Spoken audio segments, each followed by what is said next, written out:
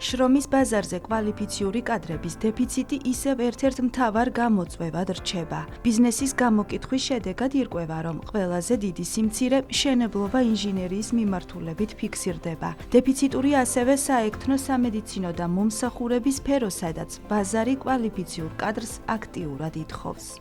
პროფესიული განათლება გახდა პრაგმატული, რეალური მიმართულება გამომდინარე იქიდან, რომ დასაქმება არის ძალიან მარტივი, გამომდინარე იქიდან, რომ ჩვენ შეგვიძლია ადამიანებს მივცეთ საშუალება გახდნენ კონკურენტუნარიანები, პროფესიონალები, მოთხოვნადი ბაზარზე და შესაბამისად ამის შემდგომ ძალიან მარტივდება თითოეული მათგანის დასაქმება. მით უმეტეს დღეს ქვეყანაში დეფიციტი სპეციალისტებზე არის ძალიან მაღალი, მოთხოვნა გახლავთ ძალიან მაღალი და ჩვენ გვაქვს ასეულობით ბიზნესთან კომუნიცირება და ურთიერთობა და გამომდინარე აქედან, როდესაც ჩვენ გვაქვს მოთხოვნები, წინასწარ ვატარებთ ხოლმე, ვიცით სად რა მიმართულებაზე იქნება მოთხოვნები და შესაბამისად ამ მიმართულებას ვაძლიერებთ. ძირითადად ჩვენ ბიზნეს ორგანიზაციებთან გვაქვს კომუნიკაცია და მათთან პარტნიორობით უკვე მათივე წარმომადგენელ მასწავლებლებს ვუფორმებთ ხელშეკრულებებს და ისინი არიან ჩართული პროფესიულ სწავლებაში. ეს გახლავთ მნიშვნელოვანი იქიდან გამომდინარე, რომ როგორც იცით, მუდმივად ვითარდება ტექნოლოგიები,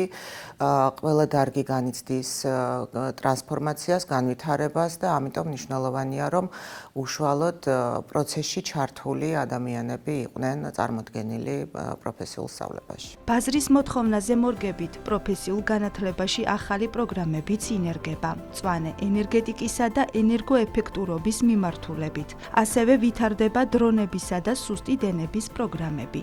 კომპანიებს და ბიზნესს აქვს სერიოზული დეფიციტი, მათ ჭირდებათ მომზადებული კადრები, ამიტომ ჩვენ მუდმივად ვცდილობთ, რომ ეს პულსი გვედოს ბიზნესთან ერთად და მაქსიმალურად ვცდილობთ, რომ გავაკეთოთ ახალი პროგრამები, ახალი სტანდარტები და უკვე დავიწყეთ განახლებად ენერგიაზე, უკვე შეიქმნა ლაბორატორია, ჩვენ გავაკეთეთ სუსტი დენების თანამედროვე ლაბორატორია, რომელიც ასევე ბიზნესს დაფინანსებული გახლავთ, ჩვენ დავიწყეთ დრონების მიმართულების განვითარება, ზუსტად ბიზნესის ჩართულობით და უშუალოდ ბიზნესის დაფინანსებით და ბუნებრივია ჩვენ ასევე ვგეგმავთ, რომ ყველა ეს მიმართულება, რომელზედაც დღეს ბაზარზე ჩდება მოთხოვნა, ჩვენ ეს განვავითაროთ. სექტორში ამბობენ, რომ პროფესიული განათლების მიმართ ინტერესი მკვეთრად იზრდება. მოთხოვნა განსაკუთრებით მაღალია ახალგაზრდებში. კურსდამთავრებულთა პროფილური დასაქმების მაჩვენებელი კი 70%-ს აჭარბებს.